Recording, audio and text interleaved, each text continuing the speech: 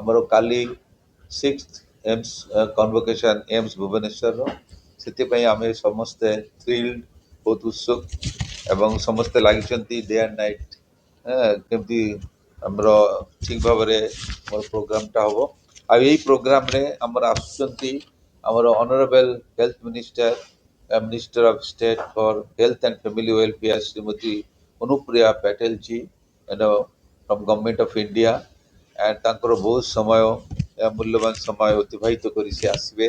ଆଉ ଆମର ଏଠି ଏଥିରୁ ଜଣାପଡ଼ୁଛି ଯେ ତାଙ୍କର କେତେ କମିଟମେଣ୍ଟ କେତେ ଡିଭୋସନ୍ ଡେଡିକେସନ୍ ଫର୍ ହେଲ୍ଥ। ସେ ସବୁବେଳେ ଆମକୁ ଗାଇଡ଼ କରନ୍ତି କେମିତି ଆମେ ଟାଇମ୍ ଟୁ ଟାଇମ୍ ଆମେ କ'ଣ କରିବା କେମିତି ଆଗକୁ ଯିବା ଚ୍ୟାଲେଞ୍ଜିଂ ଟାଇମ୍ରେ ବି ସେ ହେଲ୍ପ କରନ୍ତି। ଆମ ସାଙ୍ଗରେ ଅଛନ୍ତି କାଲି ଆମର honourable health minister of state Odisha state doctor Mukesh Mahalik.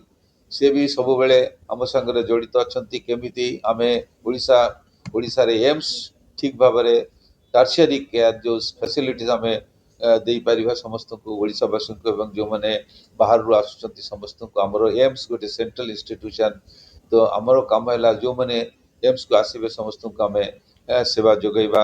ଟର୍ସିୟରୀ care ଯେଉଁମାନେ ଚାହୁଁଛନ୍ତି ବାହାରେ ବହୁତ ଖର୍ଚ୍ଚ ହେଉଛି ଯେଉଁ ପ୍ରାଇଭେଟ୍ ଇନଷ୍ଟିଟ୍ୟୁସନ୍ରେ ଯିବେ ସେମାନଙ୍କୁ ଆମେ କେମିତି ଶସ୍ତାରେ ଏବଂ ଏଫୋର୍ଡେବଲ୍ ଟ୍ରିଟମେଣ୍ଟ ଆମେ ଦେଇପାରିବା। ଆଉ ଆମର କାଲି ଆମର ଯେଉଁ ଡିଗ୍ରୀ ଆମେ ଦେବା ଯେଉଁମାନଙ୍କୁ ଆମର କନଭୋକେସନରେ ଆମର ଆବାଉଟ୍ 61 ଗୋଲ୍ଡ ମେଡାଲ ଆମେ ବ୍ରିଲିଏଣ୍ଟ ଷ୍ଟୁଡେଣ୍ଟକୁ ଆମେ ଦେବୁ।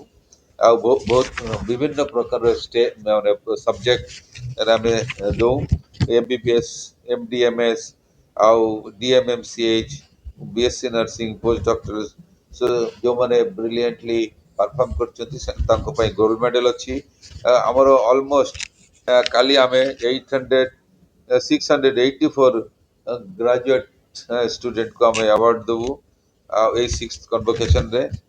And it is a proud moment giving degree ଆଉ ଗୋଲ୍ଡ ମେଡାଲ ସମସ୍ତେ ବହୁତ ଉତ୍ସୁକ।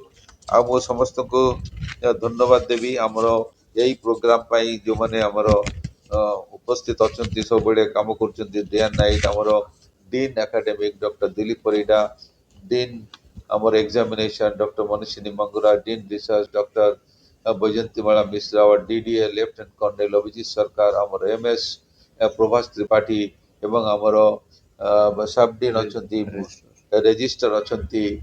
ସମସ୍ତେ ଏଠି ଆମର ଯେଉଁମାନେ ଏଠି ଜଷ୍ଟ ଆମର not only these few people, but I would like to give the credit to all the people, faculty, different branches.